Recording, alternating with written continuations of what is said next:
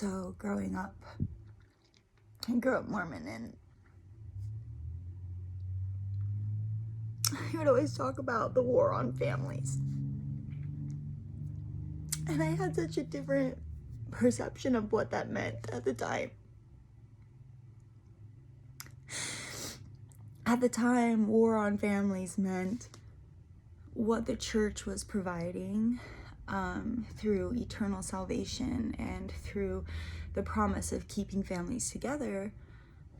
They could protect, and that the family was the safe place, heaven on earth. And everything outside of the world, everything else was there to stop and hurt the families and the family unit, and that like homosexuality was challenging that and against God's plan, and all of these things are against protection of the family, which is what the promise that I received and that I understood it as.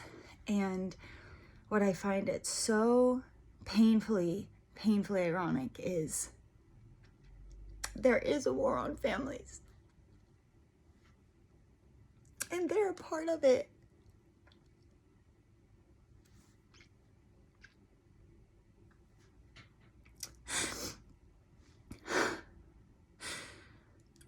I know that the legal system is something that is really a gift. I'm grateful for laws.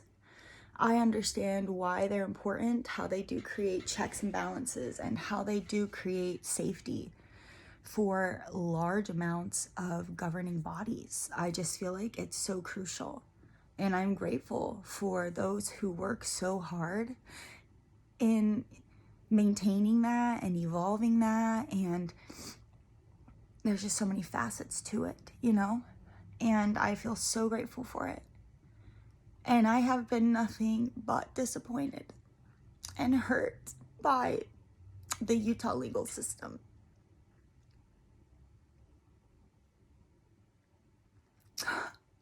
In like so many ways, on every fucking level, dude. When I reported about being sexually abused by someone I cared about, nothing happened. Nothing happened. When I reported about the underground network, the satanic ritual abuse, when I came forward and spoke up about that, literally nothing happened. When I walked into the police at Draper City and I said, I'm here to report like human sex trafficking and that it's happening here in your city in Utah. And the man, I wish I would remember his name. He was an older gentleman, bigger, probably in his like 70s, maybe glasses, gray hair. Anyway, when I said that, he just looked at me and he said, "You look fine to me." The exact words. I would know because this was one of the most brave moments of my life and traumatic moments simultaneously.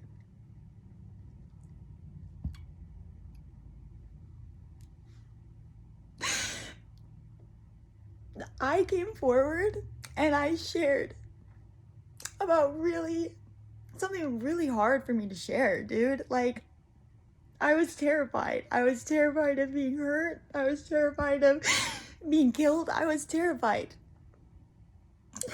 But I held myself strong. I knew, like, what I needed to do. Like, I knew I need to protect myself. I know I need to protect my children. So I go to the police and say that, and what I hear back from him is, "You look fine to me." I had to push him. I said, okay, like, no, what I said was, "Excuse me?"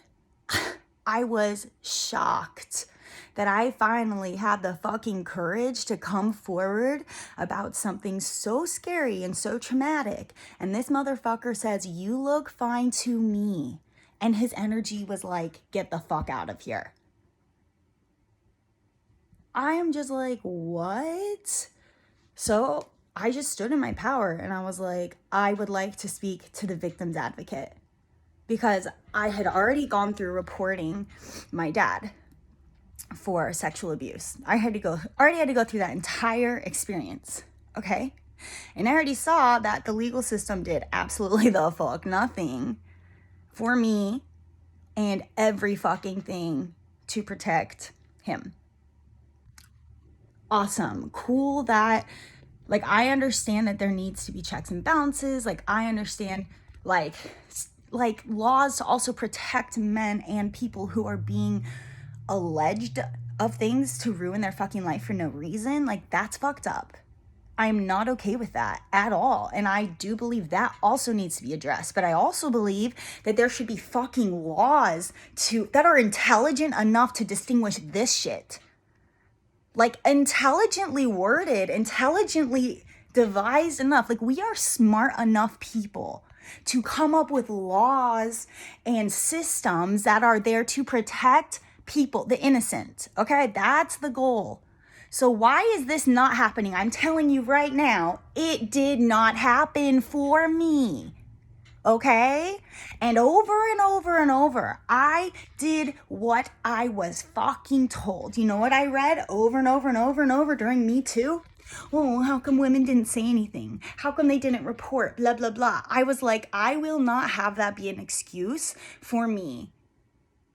And at the time, I wanted to see myself powerful, and I wanted to advocate for myself, for my inner child who had already been through so fucking much, more than any fucking kid should have to go through. And I had to be there for her for all of it. I had to go dig that little baby out of all of that and feel everything for her and with her and hold her hand during all of it and see what she saw and cried with her.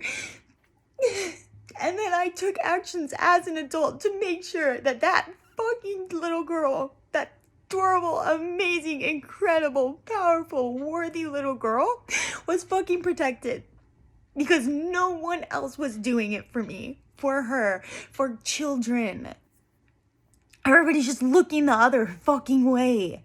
And I get it. That's what a lot of us have been taught. That's what my family was taught. We were all taught that in our family systems. Look the other way. We don't talk about Uncle Bill. We don't talk about this and this and this. We hold it the fuck in, and we be good people, and we talk about good things, and we shove down all of the toxicity in our family fucking systems, in our communities, in our churches. We shove it the fuck down and pretend it's not existing. That's not real. Okay? And when there's actual children being abused and fucking hurt, that's not going to work, and that does not work for me, which is why I chose to stand the fuck up and speak the fuck up, even though it has literally cost me everything. Everything. My children. I literally lost my children for speaking the fuck up, dude.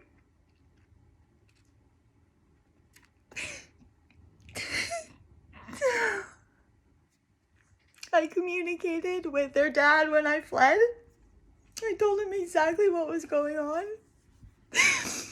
He hugged me. He said, "I'll make sure the kids are okay. We'll get this figured out."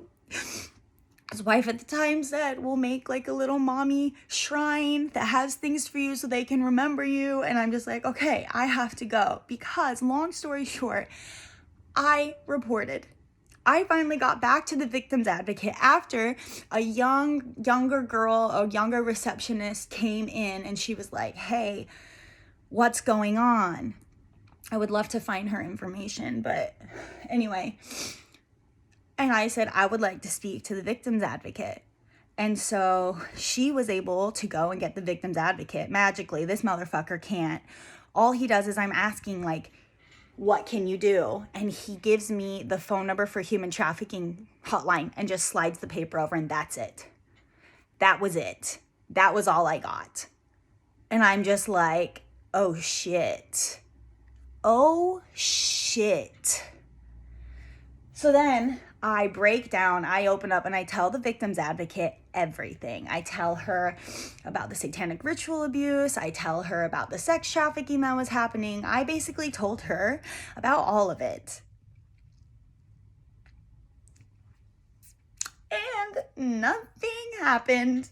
Nothing fucking happened. At the beginning, I had this fucking delusion. That when I came forward and I spoke up, I like, people would listen, believe me.